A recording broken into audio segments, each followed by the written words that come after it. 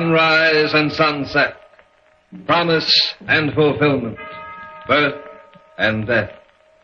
The whole drama of life is written in the sands of time.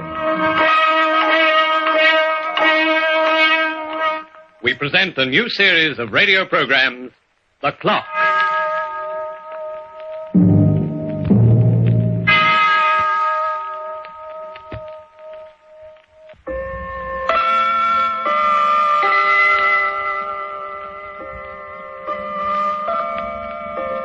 Good evening. I'm glad to see you set your clock again, for me. I brought you another story. It was told to me by a friend of mine, a watchmaker by trade. We were tinkering around together, so to speak, when he decided to pass the time of day with a little yarn.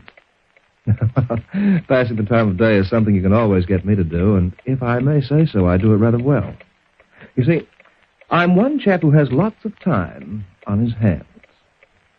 Well, according to my friend, the story involves a fellow named LittleField, a man of some intelligence and ingenuity. He was employed by a broker named Roberts as a personal secretary. Their relationship was extremely cordial. Oh, what time is it, LittleField? It's 10:20, Mr. Roberts. Sorry to have you work so late like this. That's quite all right, sir. I don't mind at all. Well, I guess we're just about cleaned up. Yes, I think so. I'll get it. Mr. Roberts' office. John? Yes. It's for me, Mr. Roberts. For you all. John, What is it, Louise? what's the big idea? Beg your pardon? Don't beg my pardon. What's the big idea? It's almost 10:30. Why aren't you at home? Well, I worked late tonight in the office. Well, why didn't you call me? I'm afraid I forgot. You didn't forget. You did that on purpose. You knew I'd worry. Louise, I'm still working. I slave over a staff half the day, and you don't even show up for dinner. What do you think I am, a cow? You can't treat me like that and get away Look, with we'll it. discuss it later. We'll discuss it now. I'm sick and tired. I'm very sorry, Mr. Roberts. Your wife. Yes, it wasn't important. How long have you worked for me, John? 15 years, sir. That's a long time. Yes. Somehow it's brought us very close. You know, I feel I can trust you more than anyone else in the world.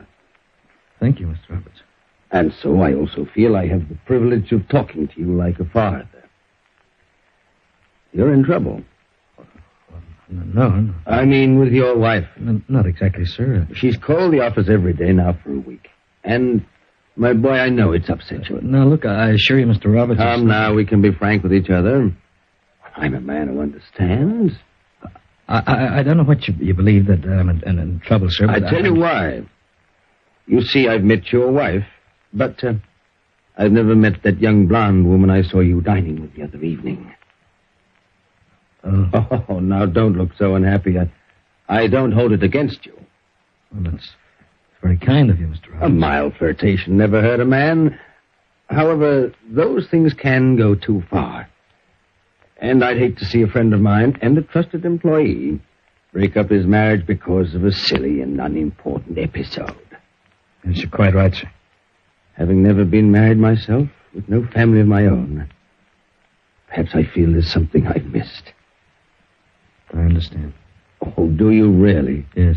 Good. I trust you'll think it over for your own sake. Very, very carefully. Yes, I will, Mr. Roberts. Oh, so much for the fatherly pep talks. Now, if you'll just put this envelope into the office safe, you can go home to your wife. With my apologies for keeping you. Very well, sir. Put it in the safe, LittleField. You know that envelope contains $1,500 in cash, the Dawson account. I'm depositing it to his name in the morning. Yeah, my boy, what's the matter? Sir? You keep staring at the safe dial. Now, don't tell me you've forgotten the combination after all these years. No, sir. I was just thinking of something. Your wife? Yes, my wife. Ah, then you've made up your mind. I think so, Mr. Roberts. Oh. Yes, definitely made up my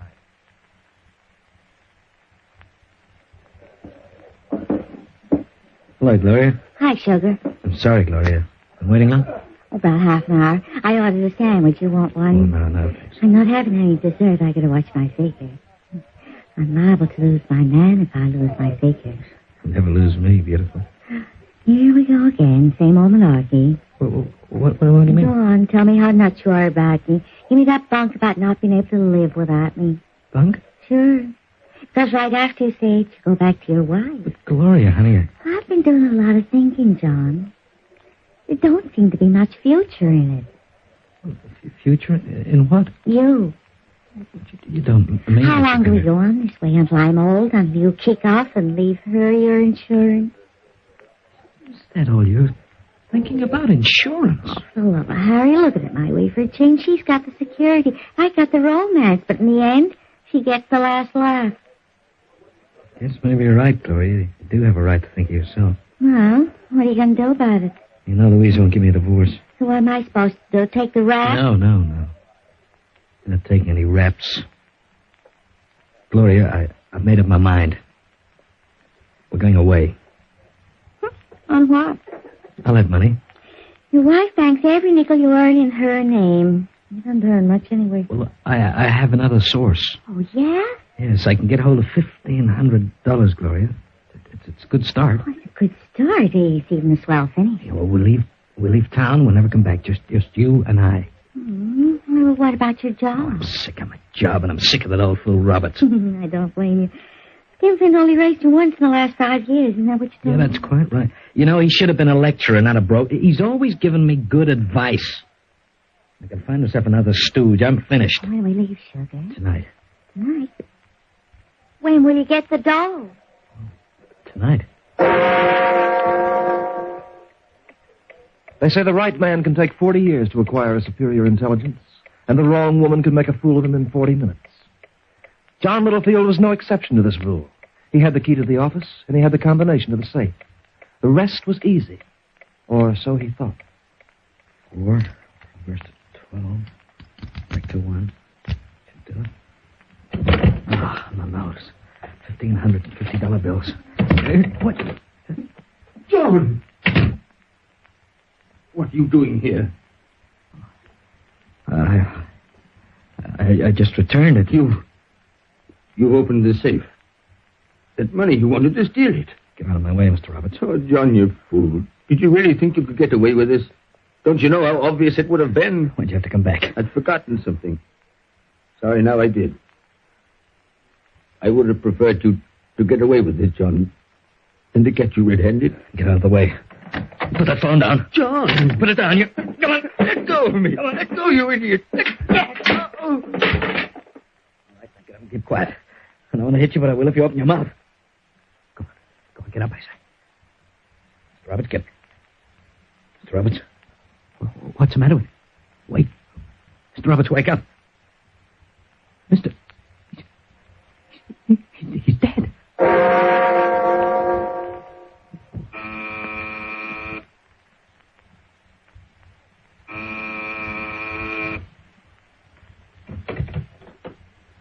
Who are you?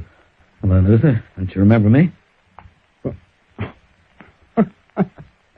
what do you know? John Littlefield. The boy most likely to succeed. Come in. If you are the last man in the world I ever expected to see. John Littlefield. It's been quite a few years. I'll say it has. Say, how did you know where I lived? Well, I saw your address in the papers when your case came up in the court. Oh, that. It took away my license to practice, but who cares? I still know more about surgery than the whole stupid lot of them put together. Well, apparently they believe that drunkenness is not exactly becoming to a surgeon, particularly when he has a scalpel in his hand. I never liked medicine anyway. The hours are rotten. How about a drink? No. I don't have one. No. What? I need you cold sober, Bixby. You need me? How you've been doing since you lost your license? Are you by? Yeah, but not too well, I can see that. Bixby, you used to have a small private hospital in this place, didn't you? What about it? Do you still have enough equipment to perform an operation? You forget it. I'm not a doctor anymore. Look, do you have the equipment, Luther? Just tell me. Oh, yes, all here. I'm getting rid of some of You this. need money, eh? None of your business. Yeah, but how'd you like to make $1,500, Luther? What? $1,500 in cash. Cold cash. I have it with me. What do I have to do? Not very much. Just perform a little operation on me. But I told you, I'm not allowed to practice. That's why I'm here. I don't want anybody to know about this operation, but you. Sit down. Thanks. What kind of an operation do you want me to perform? You were quite well known for your technique in plastic surgery. What about it? I think you could change my face. You know, everything about me so that even my own wife wouldn't recognize me. You crazy little fish. Just answer my question, yes or no. I haven't got any time to argue. Could be managed. Yeah, good. Well, can you graft skin out of my fingertips? To fool a fingerprint expert? Maybe. I could do that. You're quite sure, Bixby? You're quite sure you can change me completely? It would require a lot of work. I could cut the facial nerves and change the muscular appearance of your cheeks. If I extracted all your teeth and put in a couple of bridges, your mouth would be different. Yeah, well, what else? I could change the shape of your nose, give you a scar across one eyebrow. Very good. Yeah. I would even change the expression of your eyes. Your hair could be dyed gray. I might give you a permanent bald spot on your head. Yeah, good. That sounds perfect. Yeah, I could change you, LittleField, so you wouldn't even recognize yourself. And would you do all this without asking any questions? For $1,500? Yeah, $1,500. You'd be taking a chance. I have to work without a I nurse. don't care. I'm used to taking chances. You must be very anxious to avoid the police. I said without asking any questions, Bixby. Tell me, is it a deal or isn't it? We'll operate. Tonight.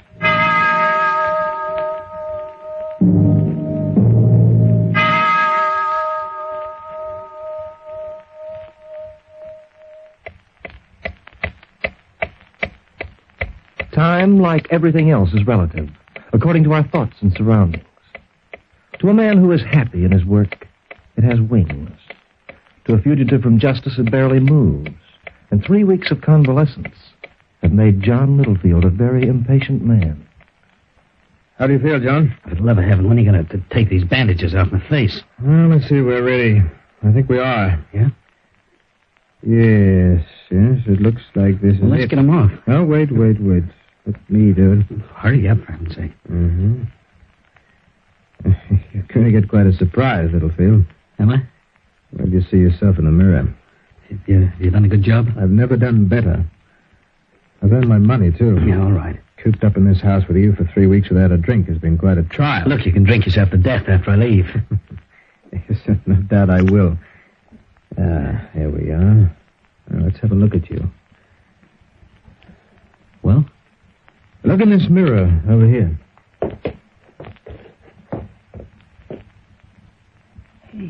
Hey, Bixby. How do you like it? Why, man, you were right. You know, it's even hard for me to recognize myself. There are only 2 people in this world who will ever know who you are. The patient and his eminent surgeon. Now, I'd like to get paid. Hi, I'm going to pay you, Bixby, but suppose we have a little drink first? Oh, Dr. Bixby has never been known to refuse. Okay, let me pour them, huh? Oh, where'd you find that bottle? In your closet. I made certain to hide it from you until the job was done. You're quite a character, Littlefield. Yeah. Here we are. Let's drink up and have it straight. Well, here's to a great future. For both of us. Yeah, especially for you. Well, Bixby, what are your plans? Do you intend to blackmail me? Oh, no, not really. That won't be necessary. You see, I expect you to voluntarily make a small donation every now and then, for old Lang Syne. Yeah. Well, I hate to disappoint you. Oh, don't let that bother you. What's the matter with me? Having a little trouble, Bixby? My eyes. Yes, you had a little vial like poison on your shelf over there. I picked it up a few days ago for just this contingency. It was in your drink, Bixby. No, you'll never get away with this. Oh, don't be ridiculous, man. When the body of Dr. Bixby, the eminent surgeon, is found, the case will be listed as suicide. No. It'll be obvious that you killed yourself because of shame.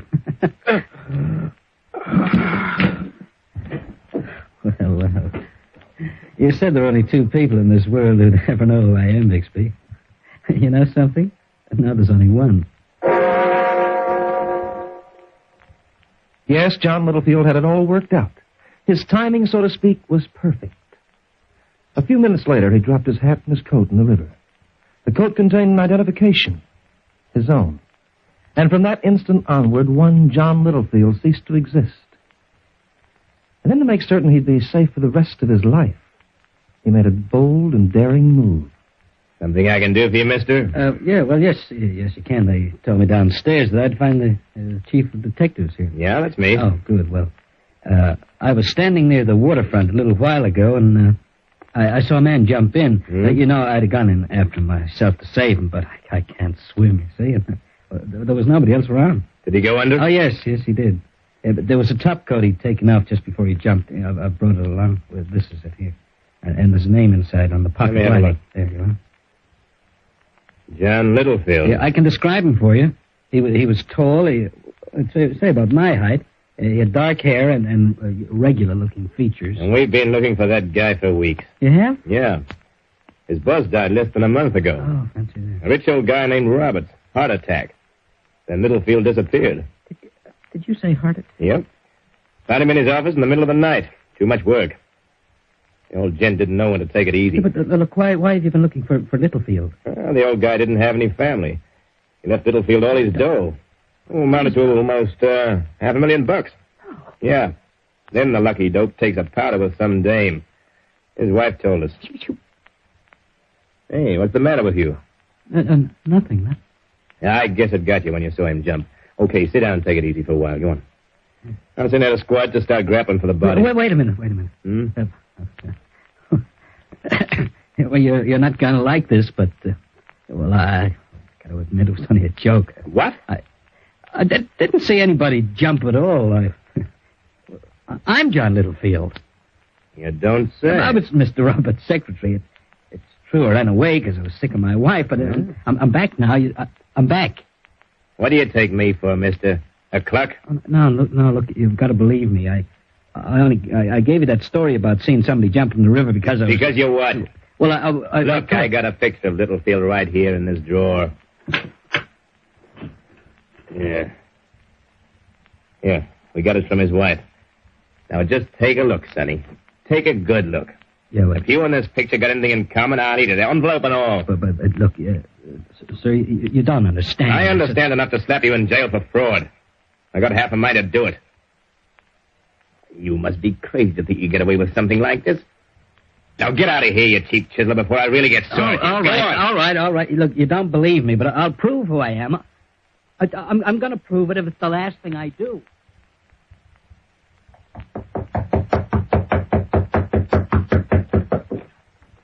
Gloria. Who are you? I'm John Littlefield. You're crazy. Look at me, Gloria. Look very closely. Don't you see? Can't you recognize me? I've never seen you before in my life. Get out. But you don't understand. Look, I know. I've changed my face. I look different, but I'm still John Littlefield. Gloria, you got to believe me. My voice. Listen to my voice. Can't you? Get out before I call the cops, you lunatic. Get out!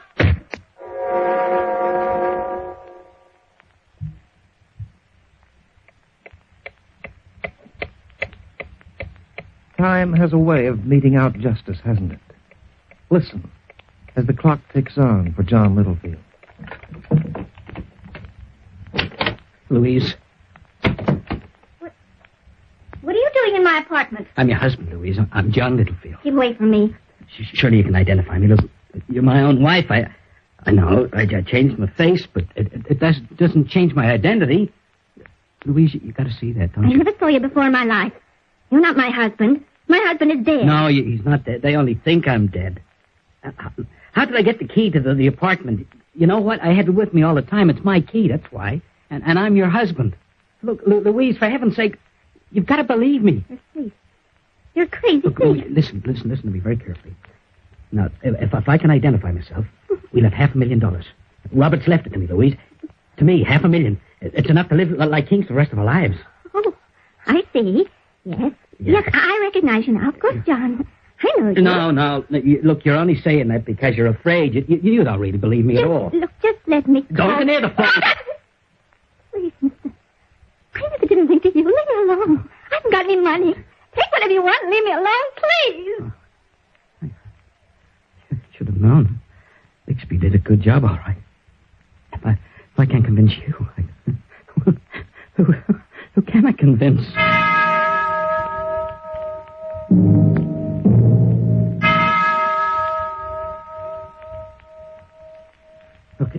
Look, you remember me, Detective Henderson? Do you remember me? Why, sure.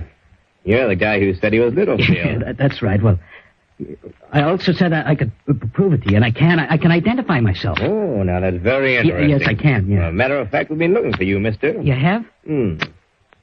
Tell me about this identification you've got. Yeah, well, in the excitement, you see, I forgot I even had it. But funny thing, it was on my finger all the time. What was? The ring, this onyx ring, you see it? I was a fool not to think about it before. Let me see that. There's an inscription in a band. Yeah? See? It's John LittleField from Ralph Roberts. Mr. Roberts gave it to me years ago. He's very fond of me. That's why he left me his money. I was very faithful to him. He liked me like a son.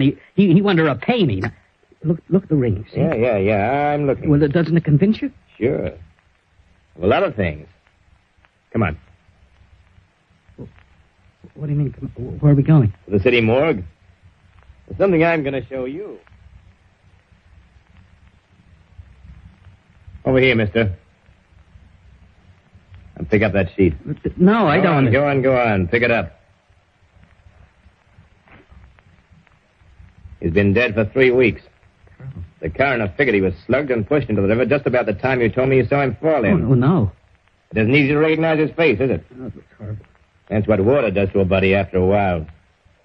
We found him in that shirt and those shorts he's wearing. But we also found his coat and hat in another part of the river. With identification cards. You mean? There's LittleField, mister. You took his ring and his wallet. No, And took his cashing on his inheritance, too. No. Why, of all the crusty schemes I ever heard of, this one takes the cake. How can you be sure it's Littlefield? Why do you identify a clerk you never saw before and then call me a liar? His wife identified him, mister. His wife? Sure. She couldn't. And if you think she's going to change her mind, you're deafier than I figured. Not when she comes into that $500,000 LittleField got from his boss. That's impossible. No, I don't believe it. You're trying to fool me. You'll believe it, mister. No, when you get the chair for the murder of John LittleField. Everybody's trying to get the money. I won't let them have it. I want the money. I'm going to keep it. It's mine. It's mine.